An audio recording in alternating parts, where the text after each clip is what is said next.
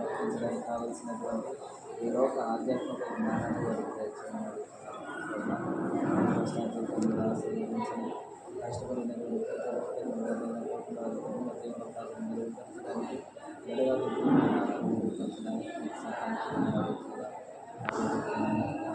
చేసేటువంటి ప్రార్థన ఆలోచించి సంరక్షణ మాత్రం క్రీస్తు కార్యక్రమాలు చేస్తున్నట్లయితే